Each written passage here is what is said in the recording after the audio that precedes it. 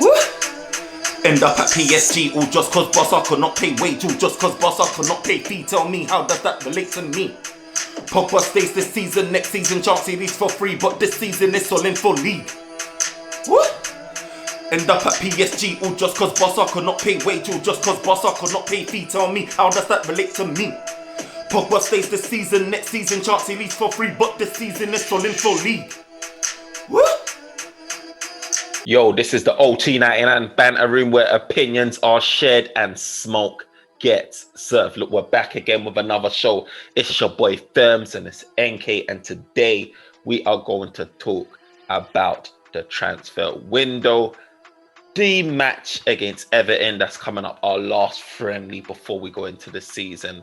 We're going to rate our summer signings, we're going to rate our rivals' summer signings dealings, and we're basically going to talk about what deals we may be able to get in between the, but you know, before the deadline day closes. So let's get into it. So let's start off with sort of our summer signings. So you know, Manchester United, we've done good business, NK. So we've landed Varane, we've landed Sancho, and some may say, Sancho's the deal that should have been done last year, and Varane, they give applause to Varane. But for me, I feel like I don't count Sancho as someone that I only get excited when the guy's at my club. Do you know what I mean? Like, I'm not one of those guys to say, oh, we should have got him last year, because at the same time you've got a lot of fans saying, I'm not going to get excited until when I see someone holding up when I see the player holding up the shirt, because we all know in the past what's happened with, with us and certain players that we were that close to getting. So for me, I know it was close, and I know that people say, it should have been over the line last year, but for me, I still see it as a good window, because until when they're holding that shirt up, what does it really mean? What does it really mean to be linked? What does it really mean to be negotiating? What does it really mean until when they're holding that, until when they're wearing that badge? So, what do you rate it as then? Because for me, like, if you was to rate our window out of 10, I'll tell you mine after yours. So, if you was to rate our window out of 10, our transfer dealings, what would you give it? Look, as of now, and when we talk about transfer dealings, it's both the ins and the outs, the whole transfer thing. And you know what? To be honest with you, at the beginning of the summer, I was excited, bro. Got Sancho, Varane deal, and I was gassed, but the last few days here, I have time to reflect. And when we got Sancho and Varane here, bro, I'm just saying, United, you know what? Transfer dealing are probably, at that time, I would have given it, maybe I would say, an 8 out of 10. But after having some time to reflect, bro, I'll give us 5 out of 10, bro. Really? 5 out of 10. And I'm going to explain why. One is because we haven't been able to sell. Now, that's a big problem. Like, the guys that we can sell to make money, we're not selling it. Lindegaard is one of them. And now one of the noise coming out is that he's going to sign a new contract and he's not going nowhere. Guys like Daniel James is still there. Matic is still there. Phil Jones is still there. I don't even know who Delop was supposed to be sold. He's still there. Pereira is still there. That just, I don't know, it just don't make me feel good. Maybe we are going to sell them later in the window, but as of now, we haven't done that. And then the second is obviously we got Sancho and then we got Varane, I mean, as a fan, we should be happy, but I sat down and I thought about what United do. We are a club. We just never get everything that we need in a window. Look, going into the window, what you said that we need was that we needed probably a center back, which was like the number one priority. The next one was going to be a defensive midfielder. And then the third one, people probably go and say, what do you call it? The right winger. And then maybe the fourth one will be right back. We go to the center back, we've got a right winger, but we haven't got the defensive midfielder one. And you can tell that was more of a priority than Sancho. And what we always do is we never addresses what we need. Like next summer, we're going to go get a defensive midfielder and we're not going to get a striker. And then we're going to probably be begging Cavani to stay for another year. We do that too. And then I think, how much do we spend now? 100 and what? probably like 120 we spent now, anyways, On- you know, or maybe 110. On Varane and Sancho. Yeah, So Sancho was 73. Varane was what, 40, 43 or 42 or 41 something or like 40, that. saying that 35 for silver, man. So like what? Just like probably just one as 120. But if we sell 2 players for like 30 million or even 40, you do the next spend, and we probably spend like about 70 million.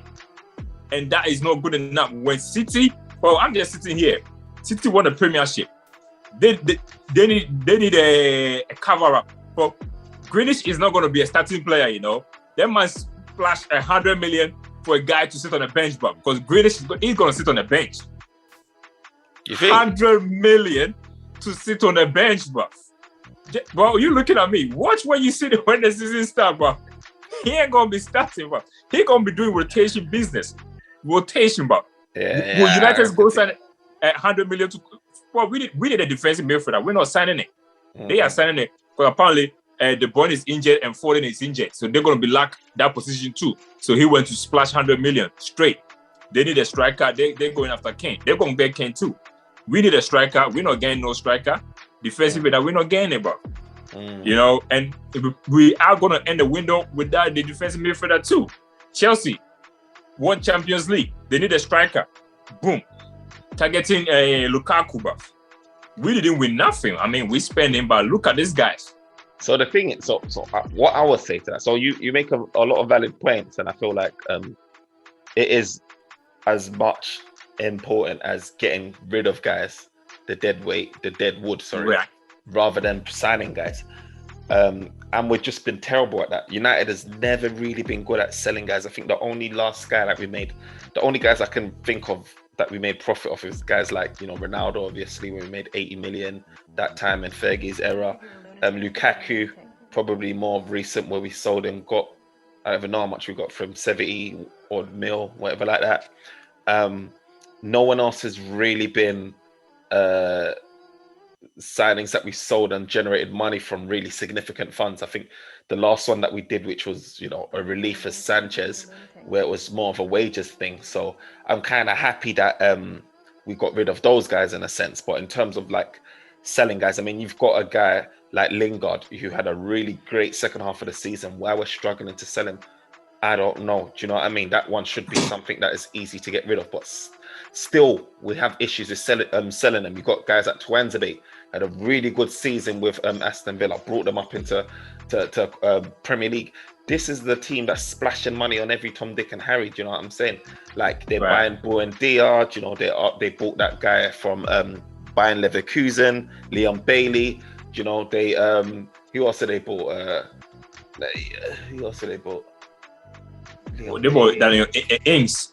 They bought Ings, sorry, and they even put a bid in for Emil Smith Rowe, which got rejected. The thing is, right, and I'm hearing they after some midfielder from Southampton, bro. What's that guy that's scoring free kick left and right, bro? James Ward-Prowse, yeah. That's it. That's after him too. So they've got money to blow, and it's just like, but why aren't you looking at Tuanzebe? Like, I know you got Congo, whatever his name is, and you got, you know, the English, centre back, you know. But it's just, why aren't you looking at Tuanzebe? Tuanzebe is a guy that you really loved, you know, and now it's just all about loan deals. I don't know, because it's not even like Tuanzebe's contract is the biggest. You're not talking about massive wages. I think United are the one who don't want to sell, though. United don't want to sell. United want to loan. That's the problem. We don't want to sell Tuanzebe. We want to loan Tuanzebe. But I don't know. I feel like if a good offer came in, United would just be like, you know what, have him. Like if someone came in and said, you know what, here's 25 million, here's 30 million. United will probably be like, okay, let me consider. They won't sell. They will not sell. They will not sell. They will only sell and do the same thing that they did with Zaha, and just put like a big sell on kind of like close on it or something. Because look, after what happened with some loan players like Pogba, even Zaha is one of them, where they sell these guys go play, and then their market value kind of like triple. They kind of are scared like that. They don't want to sell them for these guys to go and become superstars in the team.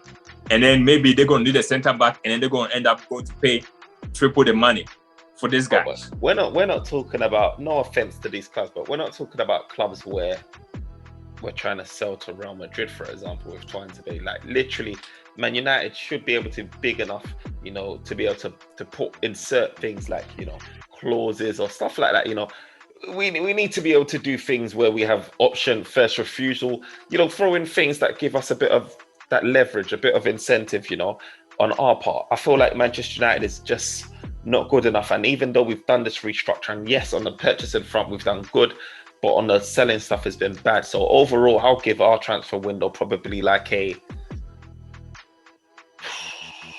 give it a 7, because it's all about the quality of the signings, not necessarily for me about how much we've spent. I feel like the 2 players that we've brought in, we got really lucky to get those prices for both of them, to be honest. I feel like if we would have waited after Grealish was purchased, Dortmund probably would have been saying a different price for Sancho, possibly. Yeah. And Varane, you know, luckily he was on his last year of his contract, and he had his mind made up. I feel like other teams had other priorities, and it just fell nicely for us. And Varane saw how much we wanted him, and was less like, you know what, this is the only team I'm even concerned with negotiating with. I feel like Real Madrid knew the nature of Varane, knowing that he will stay by his word when he says, I'm going to leave, and I'm going to leave for free if you don't get a deal done.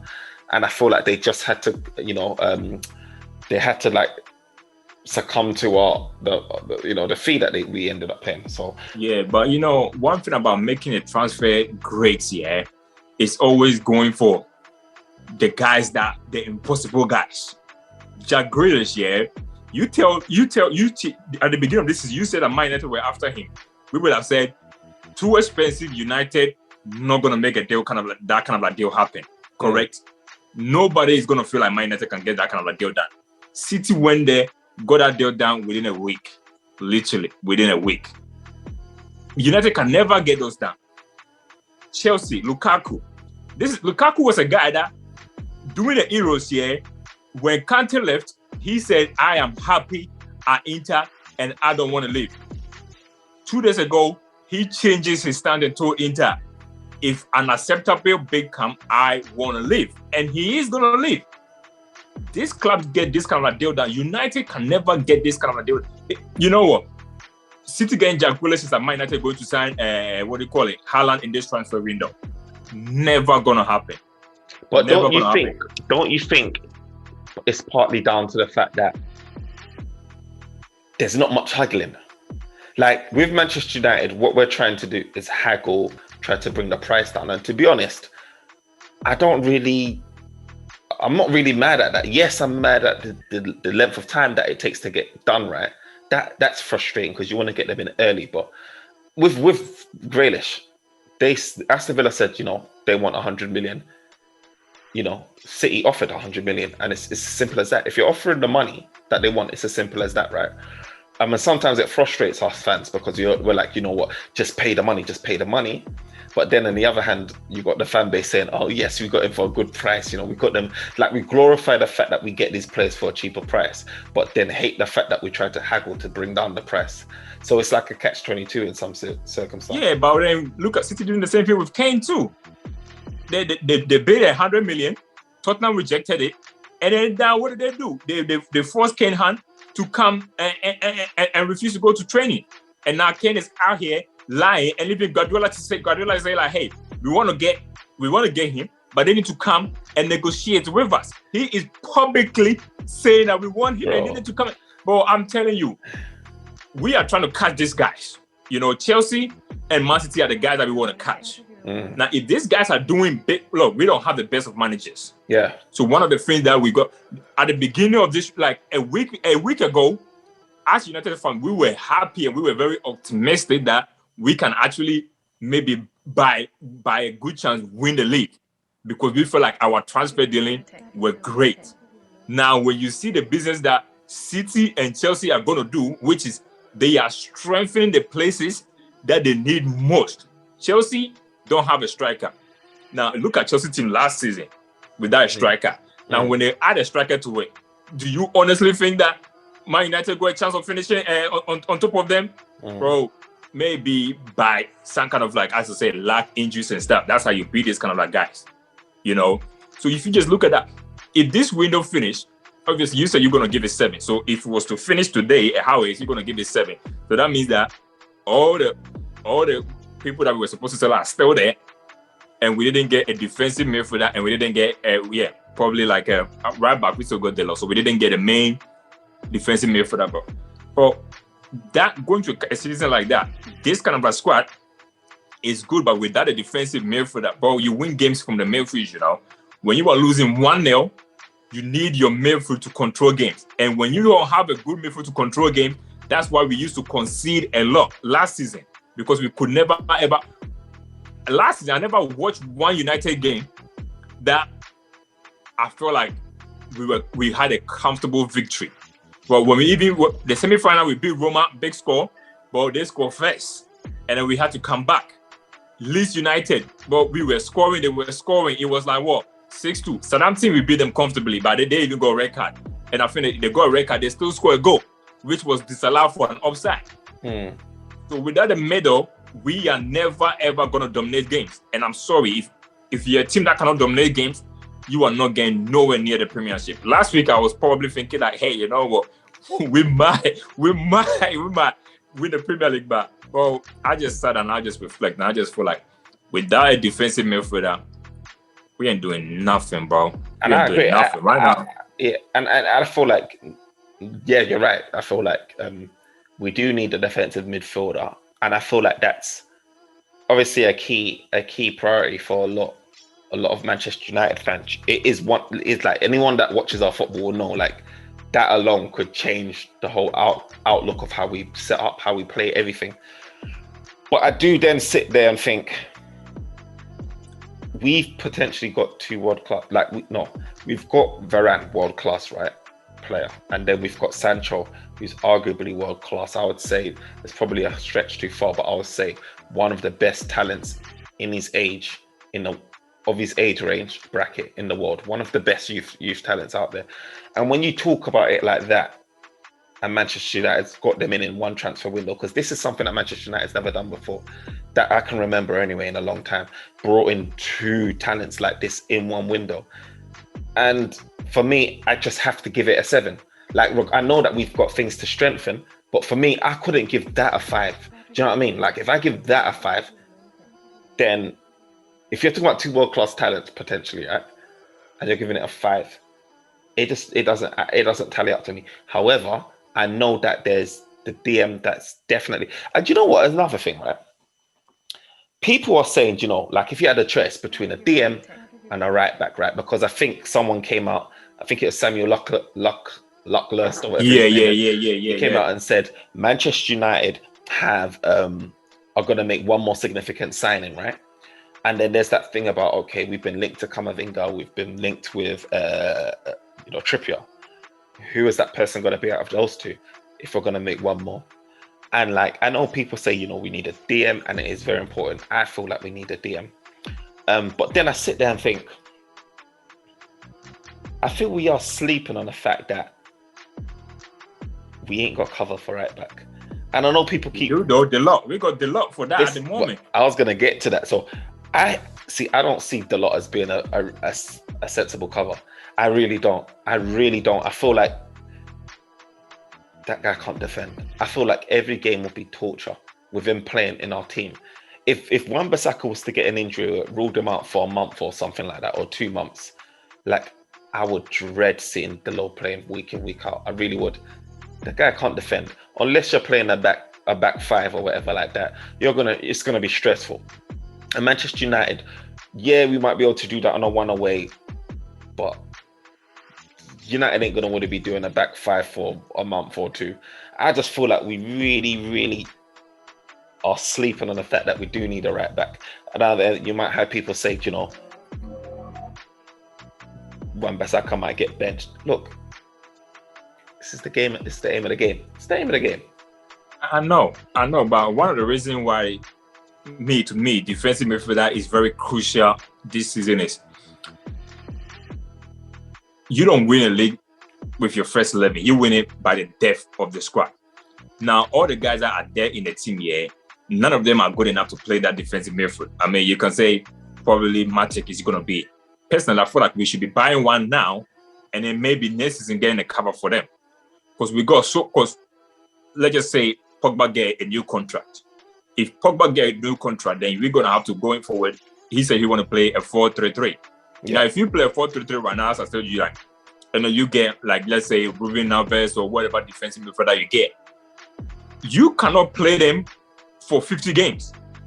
You're gonna have to raise them and then play a cover, which is probably gonna be Matic, but he's not gonna do the same job. It's every position that we go right now got good cover. Even our centre back right now, if Varane was to get suspension or get injured, I won't be scared of Lindelof coming in because he's a very experienced player. Same way right back too. I mean, Aaron Bissaka, he's a guy, but if he get injured and Delo was to come in and right back right now, yes, it's going to be a worry, but I won't worry too much because he done it at AC Milan last season consistently, so I'm not going to be too worried.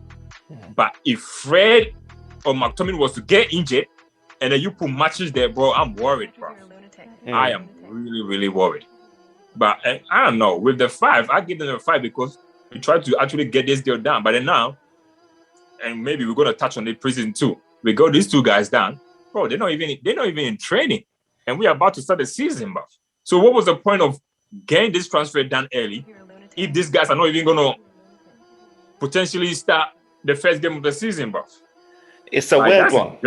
It's a weird one. It's a weird one as well because I felt like, obviously last season, like we had a poor preseason. There was no preseason, and then the first few matches we suffered. Villa, we suffered. You know what I mean? Tottenham, we suffered. All of these games we suffered, and I feel like we're going into that same mode. Like we're not going to see, like I think it came out, Ole Gunnar Solskjaer in his interview saying that, it's likely that Cavani and Sancho and Varane, our new signings, the signings that everyone's excited about, wants to see, are potentially just going to be on bench for the first game against Leeds rather than starting. And it makes you wonder, like why, like what happened, because then you look at others, if you look at the Chelsea game, look at the Arsenal game, you look at Tottenham playing all of these pre-season games, you can see a lot of their first team back.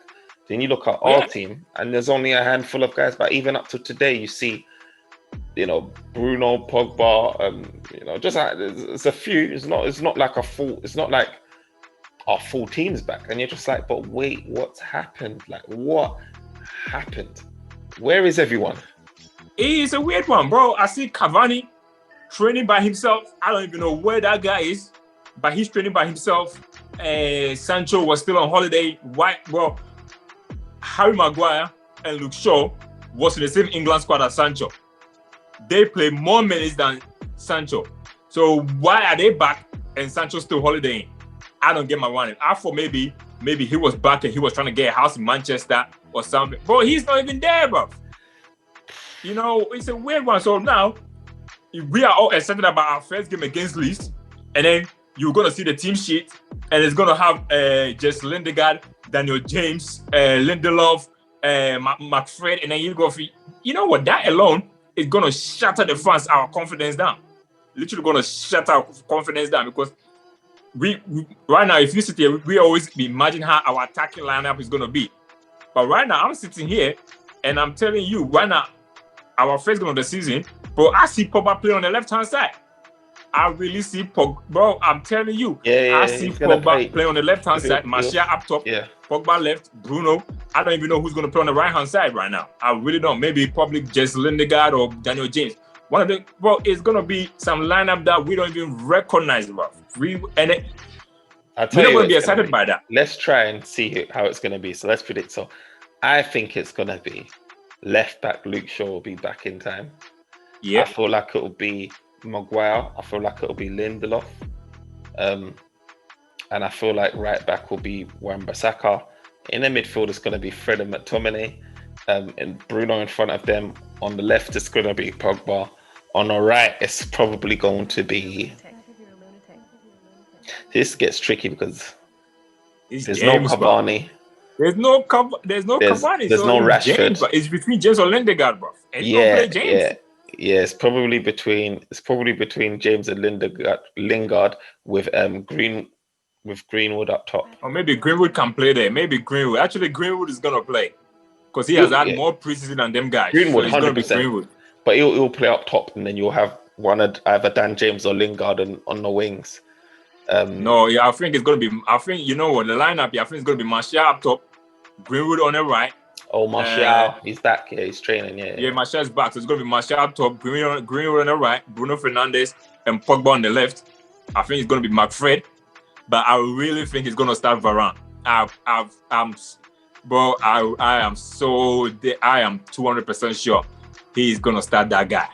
No way he leave him out. No way. Sancho, he's gonna leave Sancho out because Sancho is kind of like gonna be the darling boy where he will not want Sancho to play with less fitness because if Sancho Sancho first game has to be superb for us to kind of like give him the kind of like confidence boost. If Sancho start and then he's like poor on form and then he doesn't have a good game, it's gonna make the fans that because a lot of people haven't really seen Sancho. Most of them we have been hyping it, but some people don't really know what he's all about. So you throw him when he's not ready.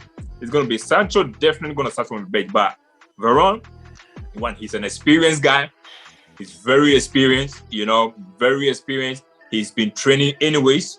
Yeah. He's been training, but he's the kind of guy that that I can throw him in. You know how Pogba, 2 seasons ago, came back, no training section, went in there and busted the midfield on the open day for Jose. I remember that game. It's going to be the same thing with him. I feel like he's definitely going to start. But has he been training though? He's supposed to do his medical? Apparently he's been training by himself. He's been training. Okay, he's been training. And I feel like it's really tight because I couldn't see if Lindelof was there and Varane was there. I could easily see Varane holding bench for the first game, but then playing onwards for every other game that for the rest of the season. But I could see what it is because it's very important with the fitness thing. Like it is so important, and I feel like the first few games for us is gonna be so important, man. Fitness wise, we started off poor last season, right? And that's how we lost. Exactly, and we got Leeds. That's the high tempo team. Relentless from start to finish, and where we ain't got fitness, but you need to play a team that covers every blade of grass. It's gonna be. But if you look at that, Lindelof is gonna have just one game, bro. Lindelof is gonna have one game. And last season he had one preseason game, and bro, he got ripped, bro. I remember that Crystal Palace game. I remember it like yesterday. They played out, and as I said to you, we don't have the midfield, so that these leagues are gonna dominate it. They are gonna dominate it. I don't like fitness level. I don't know. It might be a game that I feel like we might win, but it's gonna be one of them ugly wins, bro. One of them ugly wins that we're gonna do. Because one thing about Leeds is their manager, he trained them because one thing about them, they run, so they're gonna have the energy to be running. I don't know, man. That game. I know he's going to start Varane and Maguire there. That one I know for sure he's going to have his back for. The rest, I don't know what that guy is going to do. But don't be surprised if you see even Pereira starting that game. Don't be surprised to see Pereira starting or even Lindegaard starting. I'm telling you, Bob, with Oli, you just never know, Bob. You just never know. Yeah, and I do feel like, I was reading as well, like, some of our outgoings talk like is potentially going to be closer to the end of the window rather than something that we see over the next couple of days. So I feel like, Pereira, he openly came out and said he's probably one of the most likely guys to move on, because he's one of the guys that said he wants game time. It doesn't matter if he's at Man United or if he's a club abroad or whatever. And Fenerbahce is a team that's interested in him. It's just that Manchester United has slapped a price tag on his head that Fenerbahce probably feel is a bit too excessive. But I feel like a deal could be done there. We can work out something where installments come into play and all of that stuff, and we can get something over the line. But for me, I do feel like you're right. I do feel like it's gonna be less fun before it gets fun when everyone gets back. So we just got to grind. We got to grind.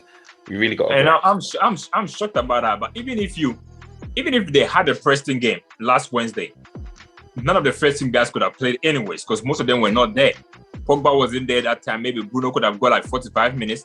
But that was a bad day. Most of these players could. Like, what was the point of even the Preston game that got cancelled? Who exactly was going to play that Preston game? Because them guys were not there. Maguire wasn't even ready for that Preston game. Luke Shaw wasn't ready. It would have been the same. Back now. It would have been the same team that you see playing against. Right. So that Preston game that got cancelled. It would have made no difference. like Chelsea has played Arsenal and they play Tottenham. They play Chelsea. They play Arsenal and Tottenham. That is two big friendlies. And then they're going to play the what do you call it? The Super Cup. I tell you what, yeah. They're going to play Super Cup too. I think on Wednesday. So by the time the season starts, they're going to have good preseason. Look, United middle season and coming to the end season, I don't worry about us. But we start poor. Only know this. His first season full-time manager, we were so poor. We only kick on from January. Last season started poor. So one thing you would have done is make sure you have a good start. Get them guys ready. Personally, I feel like he might throw off these players in deep end. Don't be surprised if he throw guys like Cavani and them those like in deep end for them to kind of like start. Like, don't be surprised. These guys I just hope that they don't come on and then play when they're not ready and get an injury. That's what I'm hoping. Look, we need them W's. Avoid the injuries, get the W's. I mean, you're looking at Liverpool, you see Trent, you see starting, you see Salah starting, Van Dijk is even starting, Robinson starting, Mane and starting. And them must have had like 3-4 games, bro. 3-4 games they've had already. They're fit. You know, these guys, if you look at the Chelsea team that played again, I mean, I'm going to read some of their names that, you know, Tottenham and Chelsea. You're seeing guys like, so for Chelsea, you're seeing Werner, Ziyech, Havertz, Alonso, Kovacic, Kante, Hudson-Odoi, like Zuma, Rudiger. Like, this is a lot. Mendy, this is a lot of the first team, you know? You're moving on to Tottenham. Perisic was played too. Perisic played. Obviously, for Tottenham, Kane's not going to be there because of all of the stuff that's rumbling on. But you still got Son, Bergwijn, you know, you've got Dele Alli, Holberg, Doherty, Tanganga, Diaz, like Reguilon. They've got like first team guys. Then you look at Manchester United and you're just like, why are we different? Do you know what I mean? Why? Like, and I start to think like, okay, let me try and deep some of the rationale. Sancho, he went to the Euros, he didn't play many games. You know, then he went straight on holiday and he's having some extended trip. I don't know why he's back. And I start to think, is it because of the racism stuff that he experienced? I don't know. Did Oli already agree that you can get extended time? Because then I look at Saka and think, has Saka been playing for Arsenal? Is he back? Right, he's back already. Saka been back already, bro.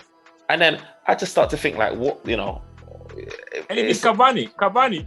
Fred was in the final of South America. So Fred was there more than Cavani. Fred is back and Cavani is not back.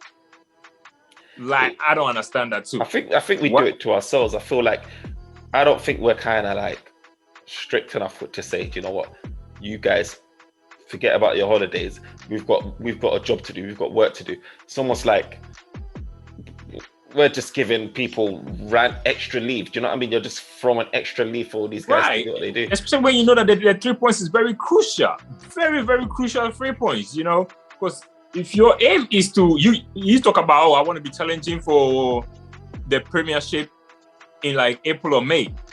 Bro, them guys are not going to be standing there waiting for you, you know? City, I think Liverpool got Norwich, first game of the season. Going to batter them 4-5-0 and they're going to be on top of the league. Chelsea got Crystal Palace. Batter them. They're going to batter them, mans, bro. They're going to batter them too, bro. I don't know if you know who City is facing, but I think City got Tottenham. Yeah, you know they're gonna spank them, bruv, man. You know, so all your rivals are gonna be 3 points, and we're gonna play Saturday. I think our game is on Saturday at noon, 12:30. We're gonna be the first guy to kick off after Arsenal, bruv, and then we're gonna go there, and then you're gonna see, boom, first goal, Lee scored first goal, and then the whole. You can see that happening. You can see that happening. You can just see it happening.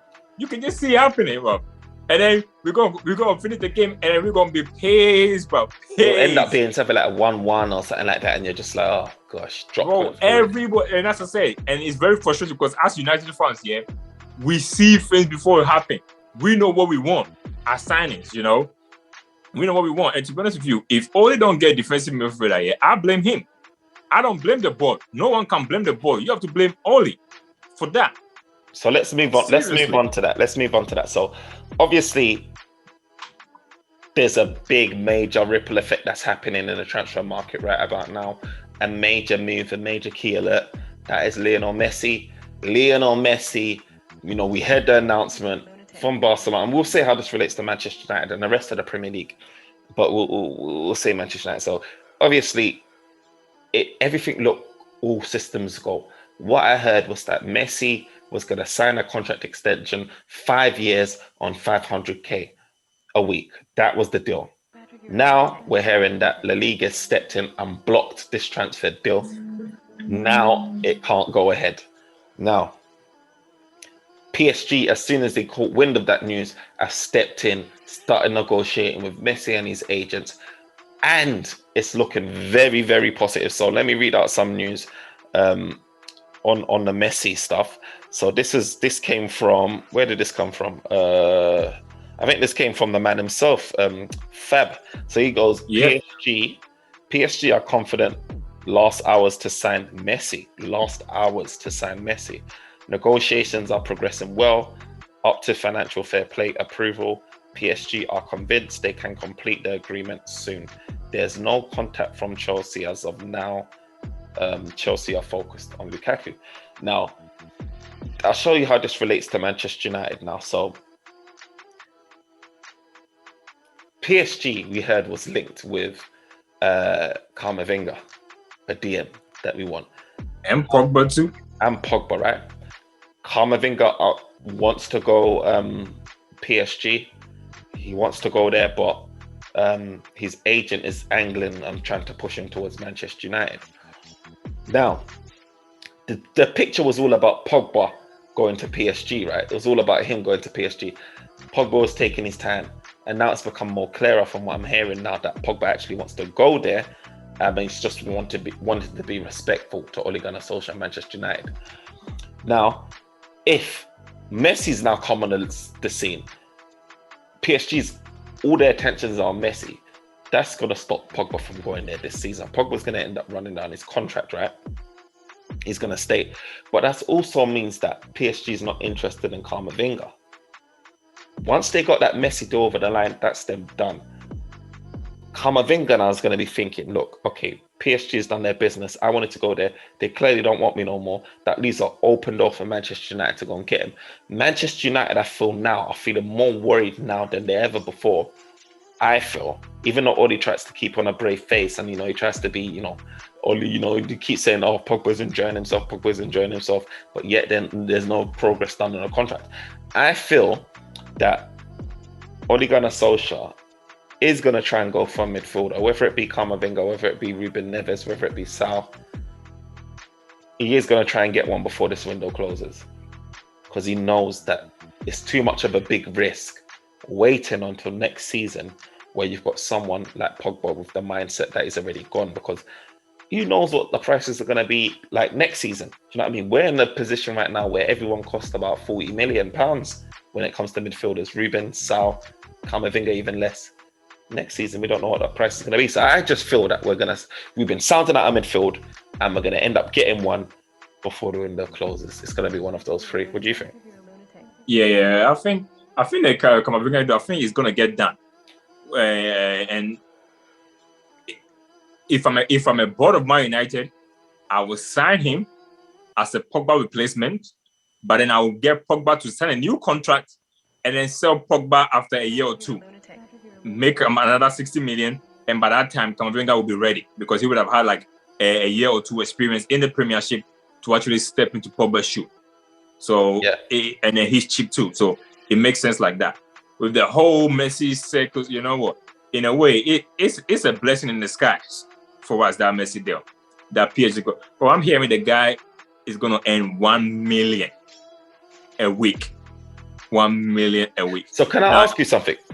Yeah. So I was going back and forth in my group here about this Messi situation. So I read something in it. Let me read this quote from one Twitter page, the Transfer Podcast. Yeah, it's called the Transfer Podcast. Yeah. Garbolzi's the guy. Garbos. Sorry, that tweeted this. Basically, it said United are also in contact with Messi's agents and have offered a contract of 50 million gross before agent fees and signing on fees. United don't think they're as strong as a candidate as PSG, who have offered 75 million euros gross over 2 years. Now, this has been highlighted as something that's very weak news. It's not reliable news. But for me, this brings me on to the question I'm about to ask you. So, when this news came out, right, my initial thought was, I think it's a big distraction. It is like a really, really good distraction. A really good distraction. Because I feel like with Messi, if you're getting Messi, you probably ain't, for Manchester United. We're not like a PSG. For Manchester United, I don't feel like we're gonna be able to do the necessary deals that we want to do in this window and maybe even next window, because we're having to fork out payments like £1 million a week for Messi, and the sign-on fee that will come along with it and all of that stuff. So I feel like any further signings this window will be done. And potentially next season, if you've got someone like Lionel Messi in your squad, like if you've got Lionel Messi now, what does it do to people like Bruno? You're playing him out of position to accompany Messi now. And, you know, Messi's, arguably the world's best player in the world. Some will say Ronaldo, whatever. I say Ronaldo, clearly. But it's just like, I thought it was for me, I thought, you know what? I would still rather get a DM, get your wing back, whatever, get a DM in. And next season, you have an open sort of shot at trying to get Haaland, since everyone seems to be purchasing their player. Like Lukaku, go on Chelsea, whatever, PSG occupied. What's your thoughts on it? Do you feel like, forget it, drop everything, go for Messi now if you can get him? Or are you thinking, man, Ole Gunnar Solskjaer, bring in your DM, get your striker next season and then keep it moving? What's your thoughts? Oh, look, first of all, let's all be honest. When Messi deal came, I knew United name was gonna be in there, because one thing we love is we love attention. Bro, they would just say, "Oh yeah, United had a chat with their dad." Bro, you know what? And they're gonna do it too. They're gonna ring him just so that when they are talking about rumors, our name is gonna be in the mix, because we love that free publicity. We just love it. But let's face it, there is no way that deal can be done. Messi, guy is too expensive. I mean, if you look at Man United, like fan base wise, but we are the biggest. It would just go way up. Messi is what they call it. He's sponsored by Adidas. We're sponsored by Adidas, so Adidas are gonna flog money into terms of like advertisement. So in a way, that deal can actually be something that it can pay for itself if you look at it, because our fan base is very good. We know how to, when it comes to commercial, Man United are number one. So getting someone like this, they're going to generate a lot of money from it too. And don't forget to the kind of like interest to that it will bring to the Premier League. When it comes, that means that they're going to select Man United to be on TV actions a lot of the time. And the more games you play on TV, the more money you get. So financially, we can do that. But then you got PSG. You know how? But you think Man United could pay $1 million a week? Oh, yes, they can. Yes, they can, because as I told you, when you get Messi, the amount of sponsorship that will come with it is going to be crazy. Can I ask you this question, though? Let me ask you this question. People tend to say, a club will sell many shirts if you got Messi, which you would. You'll sell many shirts and the deal will pay for it. You will, yeah. But then I feel, why is Barcelona struggling so much to agree a contract, even though they even slashed it? And I know La Liga stepped in, but if they're, showing La Liga and all of these people that, we've got this guy's wages covered. After all, this guy is one of the world's best. He is the world's best player in the world, arguably.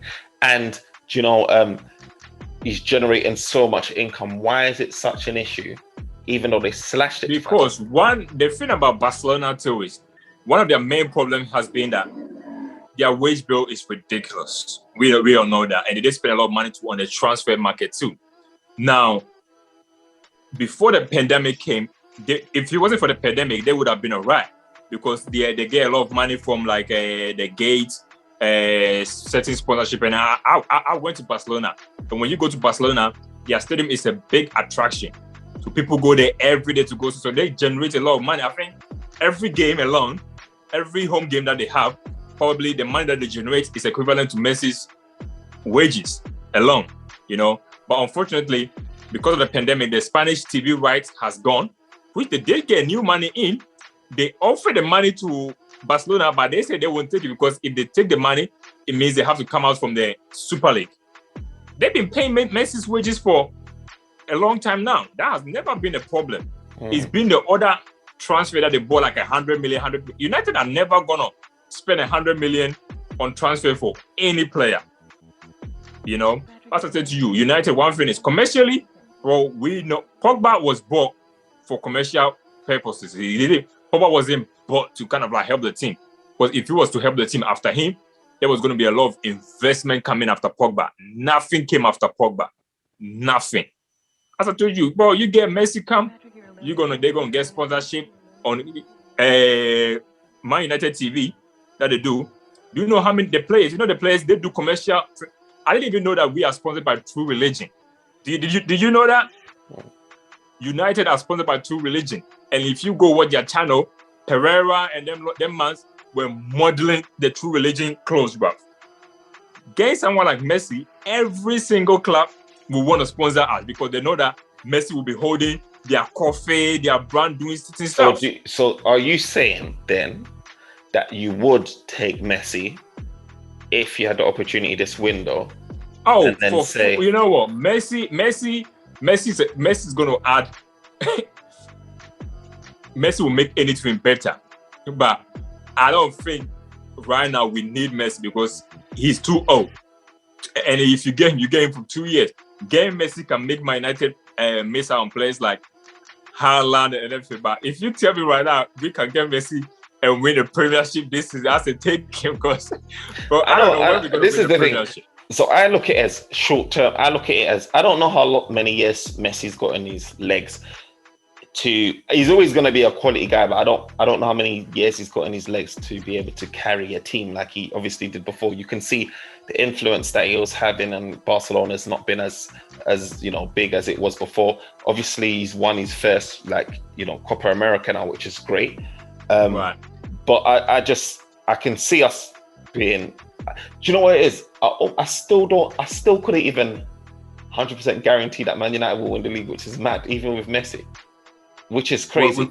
And you know what? And that's the big problem too. And Champions League, you know what I mean? Without no midfielder, you still cannot get nowhere. I just can't say it. Do you know what I mean? I know we'll score a lot of goals. You just can't see it, and that's a big problem.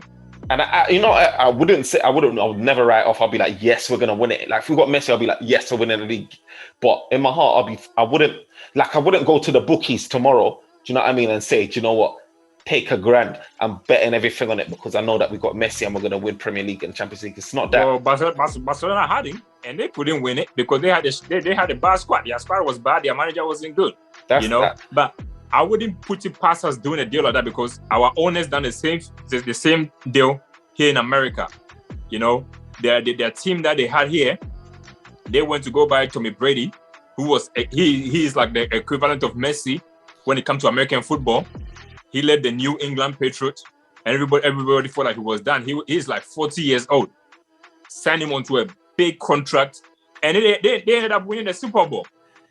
So I could see if their finances make sense, don't be surprised of us doing the same kind of like deal. Because when Messi comes, you make space. They can buy Messi today and then sell Martial, and then Messi and Cavani can be playing as our number 9. Literally, can do that. I noticed that Manchester United obviously is rewarding their players like Luke Shaw, Bruno Fernandes with new contracts. And a part of me is thinking, yes, they deserve those new contracts. But a part of me is thinking, is Man United preparing themselves, tying down their stars right about now so that if we do have because imagine Messi coming to your club, right, on $1 million, right? He's there for 2 years, for example, or 3, whatever it is. We'll have to do that year extension thing, right? Do you know how much issues that will cause if we've got players that's trying to renew their contracts whilst he's on $1 million? It's going to cause trouble, bro. But think about it like this. Say Pogba decided to stay, and then his compatriot Messi now is on £1 million a week. That baseline of what we've had, where we're trying to be like, we don't want you to be over De Gea, or if you're going to be over De Gea, we don't want it to be too much. All of a sudden, you're looking at it now, and I know it's not Messi level, but all of a sudden, the baseline has changed, right? So you know when you have people like Messi at Barcelona for so long and Ronaldo at Real Madrid for so long, one of the reasons why they're in financial debt right now is because the baseline was so high in terms of how much they were earning that any other top star that came in was just like, you know what? I know I'm not worth I can't be asking for $1 million a week or 900K a week, but I'm gonna ask for about 500-600K a week, like Griezmann's doing at Barcelona. I'm gonna ask for about 400K, like some of these guys are doing, like Bale's on crazy amounts of money, maybe 6. But all of a sudden the average goes up. It elevates the bottom earners up. Like, so all of a sudden you've got people that should be on 50K now on 150K. So it's one of those ones where I just start to think, I can understand Man United tying them down, because if Man United's tying down Bruno Fernandes and Luke Shaw, okay, you've got them out of the way. Then if you go for someone like a Haaland and you somehow get him magically, then even if he gets massive wages, you ain't got to worry about these guys for another few years. You know what I mean? You ain't got to worry. Yeah, but you know what? One thing about football is the best players always don't earn the highest man. Like Bruno was Man United's best player. If Bruno and Pogba was to get contract renewal, Bruno ain't gonna earn more than Pogba. As long as both of them play for Man United, Bruno will never earn more than Man United. And that is because of the commercial value that Pogba brings that Bruno don't bring. So it's the same thing that Messi is going to do. But you're right. Bringing a player like Messi, no one can go and demand the kind of like wages, but they're going to try and milk it. For example, if Messi's on 1 million there, Pogba is going to try and milk it and get 500,000. And then the next guy is going to come and try to milk it to get 400,000. And then your whole wage structure is just messed up. It's just all messed up. But then again, too, you can say that, you know what, he's coming on a free. It's the same thing that Real Madrid done with what do you call it, David Alba. He came on a free. So when they come on a free, we don't pay no transfer fee for them. So that transfer fee end up becoming what? Their wages. And some players can understand that I had to buy you for 50 million. If I didn't buy it for 50 million, then I could have given you that 50 million as wages. So if you want that more money, next time, make sure that you run your contract down and I can get you for free. So you can debate that too. But yeah, you know what? It don't make sense to us. I feel like right now we're trying to go through this kind of like culture where players are not coming to us for the money and they're actually coming to us to kind of like win stuff too. Personally, I don't know how Messi would do in the Premiership too, if I'm being honest with you. And bringing Messi to United is just gonna make it all about Messi. It's gonna bring an unwanted pressure that we don't need. You bring Messi right now, everybody's gonna say, hey, we need to win the league. And then it don't happen.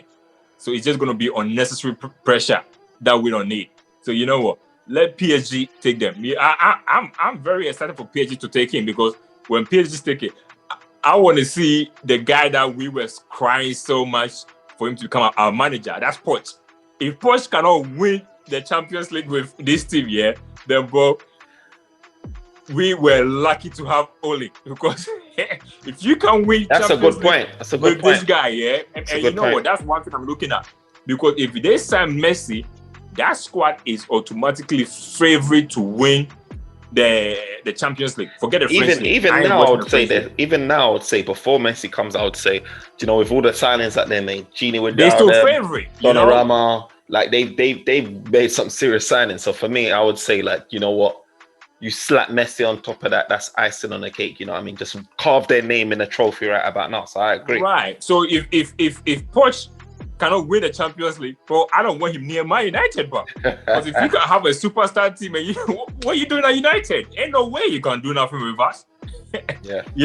But then if he wins it, he needed the players, huh? If he wins it, then you're gonna have people saying, yeah, but he had Messi and he had Neymar, and then it doesn't matter. He won it, and then we know that he can come here and do it for us. Mourinho won it with players. Guardiola, bro, apparently Guardiola has spent almost $1 billion. Yeah. And he ain't win the Champions League. Yeah. No. I mean, he needs to be able to have that experience of winning trophies, and hopefully he can get that under his belt. I mean, for me, like, I don't want us to be that close to a guy and then he doesn't have any experience of winning trophies. I really want us to have a guy. Oh, he lost their Community Shield, He did. I know. He did. For me, he lost their league. I looked at their Community Shield too. But I looked at the squad though, Like, because I was debating this as well with one of my guys. I was like, I looked at the squad and said, it's a shell. Like for me, with But they had PSG, a good squad, bro. Boy, that's Leo. They were playing against Leo, bro. Bro, they were playing Leo. against Lille, but Lille's the one that won the league, no? Didn't they win the league? Yeah. So this is my thing. Like, so you see, I saw PSG and I saw like there was no. I know this is a Man United show. Let me just end this.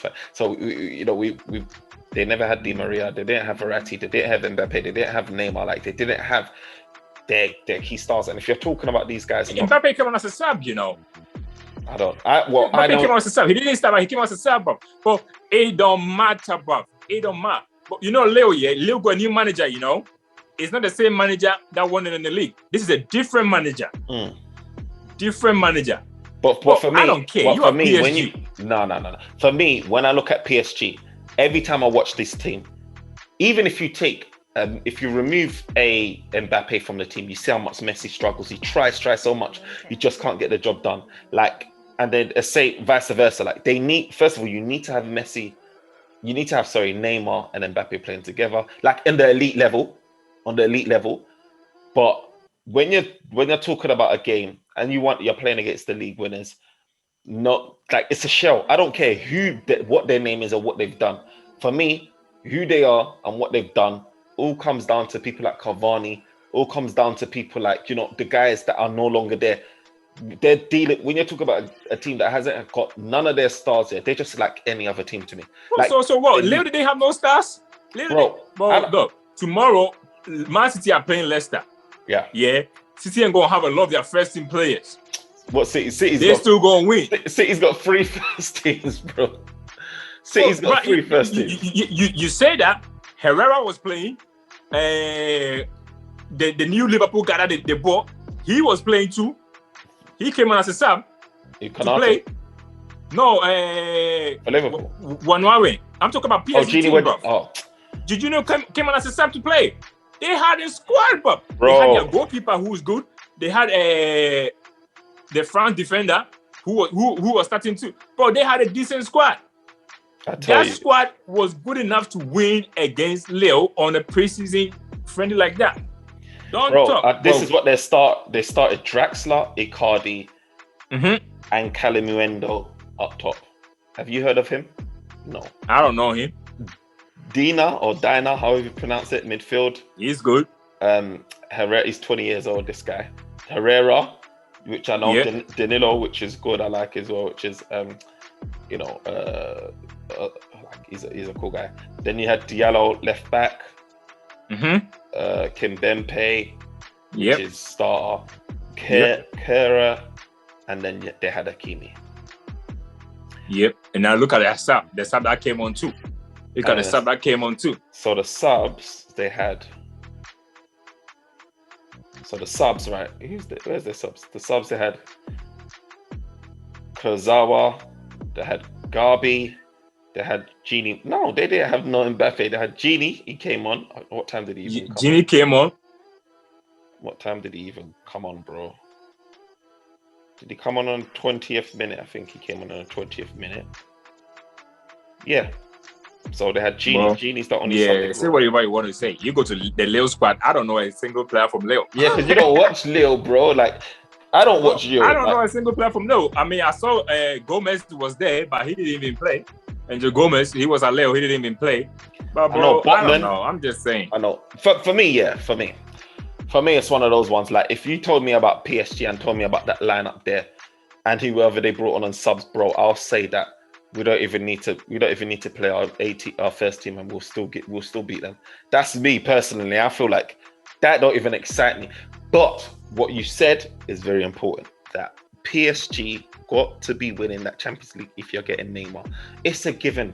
It is a given. You've got to be lifting that trophy, because it doesn't make any sense that you can have the best player in the world, Neymar, beside him.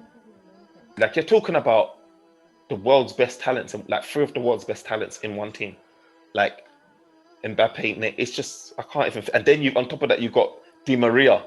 Oh my! And then no. And then their midfield is crazy. They got Ramos there too. So, bro, between them here, do you know how many Champions League winners are there in that team, bro? Marquinhos is gonna be chilling there in DM. First of all, their goalkeeper is the current just won a European Championship, their goalkeeper. You go Ramos, a World Cup winner, Champions League winner. Then you go Marquinhos too, who has won the Copa America with Brazil and the Olympics with Brazil too. Yeah. And then I think who do they even have as they got the new guy that they bought from Inter Milan. He's an Italian league champion. Hakimi, yeah. Yeah, he's won it. I don't know who's gonna play on their left back though. I don't know about the left back. Then you go to the middle too. They go Gini, Champions League winner. They go Verratti, European Championship winner. Whoever they pair there, bro. You're hurting, bro. Hey, you're just hurting my heart, man. You're hurting my heart. And then look at that attack. Neymar, Messi. Look. I don't even want to talk about it. Maria. Look, I'm moving on because I'm gonna lose sleep, bruv. Seriously, I'm gonna lose sleep, bruv. This is stressful. But what does this mean for Pogba though? So obviously we were hearing the news before this Messi news came out that, you know, Pogba, you can see his long-term future at Manchester United, you know, but he, you know, I think it's all malarkey anyway. Like it's all just chatting. He said he could see his long-term future at United, but he wants to wait to the end of the season. Blah blah blah blah blah. Now it feels like that story kind of picked up and heated up just as that Messi news come out. I feel like Pogba's now sitting there thinking, Messi is gone to PSG. That is a game changer because you know what that means. That means that potentially Mbappe is going to sign a new contract, and maybe Mbappe may not go to. No, Mbappe's still going to leave. But I mean, when you've got someone like Messi standing beside you, it can change a whole lot of things. Like if Messi came to Manchester United, I would not be thinking that Pogba's going to be leaving. I'll be thinking that we're going to get Haaland. I'll just be thinking anything is possible. And for me, I just feel like when I've got, if you wanted the biggest leverage of you trying to convince Mbappe that this is the time that you're going to make, like even if you don't even need to convince him, just go and win the Champions League. And you can do it because you've got Arsenal now with Messi. For me, that should be enough if Mbappe is thinking about winning consecutive back-to-back Champions Leagues, because it's really rare to be able to do that. Yeah, but I think with him, he just want to win the Champions with PSG and just that. Because look, this is the problem. You know what? PSG signing Messi, they are creating their own problem. Because if you sign Messi on a 1 million contract, Neymar is on almost like about 500, 600,000 a week, you know, or even probably more, maybe more than that. Yeah, he's on crazy. No, he's on more. 700. Neymar's on closer to $1 million than you think. Yeah, he's high. Neymar's wages. Right. So crazy. Let me check if Mbappe sign a new contract, Mbappe is gonna say, I want probably 900K. So there, your free players alone is gonna be any more than 400 million a week. Bro, but do you see how this can impact on, like, let me just get it real quick. So Neymar's weekly salary is £859,000. 859,000. Mbappe right now. Mbappe ain't signing less than that. Mbappe's on 400. Mbappe ain't signing less than that. There you go. So my thing is this, right? Then you're gonna bring Messi on $1 million. My thing is this: PSG, they've got a lot of money, but financial fair play, if there even exists, I don't even know. But if it does exist, it's got to be something that steps in at some point to say, you know what's going on, right? I feel like this is good news for us because, you know, I always said that PSG, you know, people call it the Farmers League. People say no one wants to play there, but we've seen Messi now potentially going to go there. We've seen Pogba potentially going to go there. We still ain't going to watch it. No one is still going to watch it, though. I feel like Messi makes a big difference, and Pogba going there will make a big difference. I really do feel Pogba, that. But if some Messi, Pogba ain't going there, bro. Not this season, but no, he would walk for free and go there.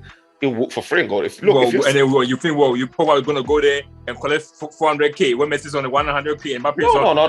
He's going to win like 500K. Yeah, but he will get that. What my thing is this, bro. We always, you know what it is. We always say this till they do it, and then we're just like, like this is PSG. I think the only thing that will restrict them is financial fair play, if that even exists. Right. But my thing is this: Lukaku, Chelsea. Right? It's looking like he's going to Chelsea. City, they're focused on Harry Kane. That could potentially happen. You know, he's forcing them in, blah, blah, blah, blah, blah. PSG seem like they're out of the loop now because they got Messi. I don't think they're going to be looking at no Haaland come, you know, next summer. Who else is there? Liverpool ain't got no money unless they release one of their big guys anyway. Their front three, Salah or Mane. And then you've got Chelsea. No, did I mention Chelsea? Chelsea, Lukaku. Yeah. Who else is there? City's going for Kane. You know, who else is there? That's it, isn't it? City. That's it. Well, Bayern Munich, Bayern Munich is a dark horse. Bayern Munich is a dark horse, but the only thing is they don't really pay it because Lewandowski, from what I'm hearing, he won a league. Yeah. Don't be surprised to even see Lewandowski come there to Man United next season. Don't be surprised if we miss out on Haaland. Don't be surprised because he want to leave with the Bundesliga. I heard Chelsea try to go for him. He don't have a lot of years on his contract. Yeah. And you know what, United, if they can get a top player that they want, they always want a short fix. One thing about United is a short fix. So Cavani leave, they're gonna probably go for Lewandowski to kind of like fix it too. So don't rule that out. And if Bayern Munich lose a striker, you know what they do. They are very good at stealing players from the Bundesliga. And you know what? It will probably work good for Haaland anyway. He go to Bayern Munich, he just gonna continue scoring goals. That's a shout, to be fair. That's a shout. Because So they are the guys, the Spanish teams, but I rule them out. The Spanish you know what's interesting? Why did Riola and Haaland go to Barcelona, Real Madrid, and Man United in the first instance? They didn't go to Bayern Munich. They didn't go. Well, they you know what? The thing about all this kind of football, but they all know that where the money is in England. If he wants the money, which he does want, that is in England. Because one of the Spanish people, they are in such a big mess. Because I think what do you call it? Because Real Madrid and Barcelona don't want to leave the Super League, it is very hard for them now. Because they just go alone to come into the league, and everybody was going to get like a 200 and something million. But only I think they said that money they could only use like 15% on player wages or whatever it is. We all know they're broke. They can only do things on a thingy. How much wages do you feel like Haaland would demand or command? Like I think Haaland, I don't think it's a wage. I think Haaland will probably go for around like 300k. So the interesting thing is Bayern Munich pay Lewandowski, according to Salary Sport or whatever, 352. Manuel Neuer is on 316. Leroy Sané is on 298, 300 basically. Thomas Muller's on 263. Hernandez is on 237k. Boateng's on 210. So the thing is they don't shy away from. I mean, I know they're not renowned to be like doing the whole big bucks but thing. They will pay. But they're paying. So especially if they finish Bayern Munich. One thing about Bayern Munich is they are a very well-run club. If one goes out, they replace him straight away. They're not one of those clubs that wait for like 2 years to replace a guy. The minute Lewandowski goes, bro, they're gonna sign a big guy to replace him, and that's where Haaland comes in. You know, bro, they're gonna talk to Haaland. This is a structure. We just need you to come. And if Haaland goes there, he knows he's gonna guarantee to win stuff. But the Bundesliga belongs to Bayern Munich. Yeah. Just like how the French league belongs to the French league. So he go there, he win.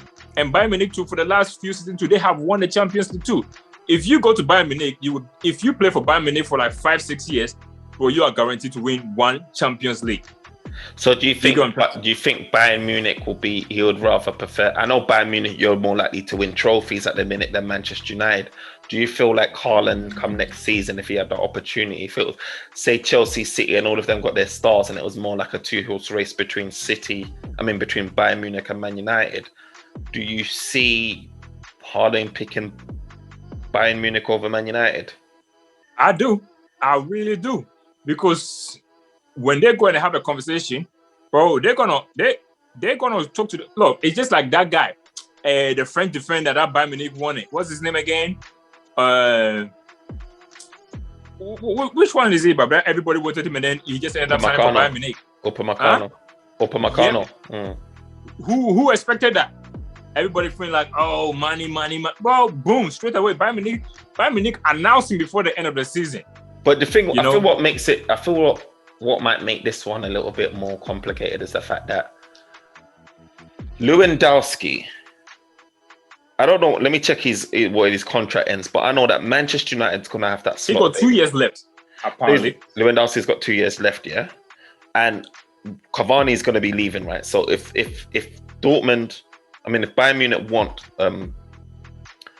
Haaland, they're going to have to they're going to have to sell Lewandowski. They're going to have to. But Lewandowski wanted to leave. This summer, he came out that he wanted to leave. Yeah, but he wanted to leave. who's gonna? The thing is that if he wants to leave, he's gonna pay. He's gonna take him and pay that. They got to make a sell. I feel like it's not impossible. He's a quality striker. Well, Chelsea did inquire about him. Yeah, but I feel like Bayern Munich was just gonna make it complicated for them to sign him. You know, but that's the thing. That's the thing. Like, who do you see? Say like Chelsea get their signing, City get their signing striker, PSG get their guy. Who do you see going? Maybe Juve. Maybe Juve will take him. Juve can take him because they will get Ronaldo off their wage bill, so then he can come and go take like Ronaldo wage bill too. I can see that as well, and then they're freeing up. United can take him too for the right money too. Liverpool, I wouldn't even run them out because if they sell one of like Salah or Firmino and stuff like that, Firmino can end up going to Bayern Munich, and then Liverpool getting Lebronski back too. That's a deal that could make sense too. Man United can be a deal that could make sense too. The rest of them, I'm not too sure. Even Inter, if they were to sell Lukaku now, they can probably try to go for him too, you know, because they will have a bit of money to kind of like splurge on certain players. So you just never know. The thing about when the players get old, they'll want someone now rather than. Yeah, but even still now, I think the thing about Bayern Munich right now is they can't get replacement. But Haaland for 75 million, they can afford 75 million. Bayern Munich, they can afford 75 million. And we all know to Dortmund too, you don't have to pay them full. Dortmund owe Bayern Munich money. They owe Bayern Munich money. Inter got to pay us the rest of our cash for Lukaku first before they. Yeah, but the thing about Bayern Munich has been bailing Dortmund out.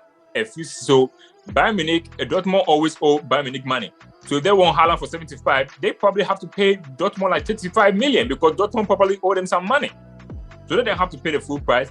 They just need to sit there with Guardiola to make a deal. And the thing that's going to make the Haaland deal is Guardiola will want to give it to a team that after 5 years, he can still sell him and make money. And that's when the big problem comes. You know, if he go to Bayern Munich when he's 25, can he move to the Premiership or the Spanish League? They can do that. I feel like it's very difficult for Bayern Munich. I think it would be more difficult to get the player away from Bayern Munich than it would be for you to get a player away from Man United, because United's just crap at this stuff. The only way is if Reala does his old contract. But it's happened before. By Ballack left Bayern Munich to come to Chelsea. Fam, look at that. We're talking about Ballack. Well, Ballack was in what era? Do you know what I mean? Like, what? I mean, it happens, but it can be done. It can be done. Like, some of the foreign players, some of them do it too. So it is one of the. But I think next summer is going to be very, very interesting. That's why I feel like United, we need to sort our defensive midfield out, so that when Cavani goes, we replace Cavani.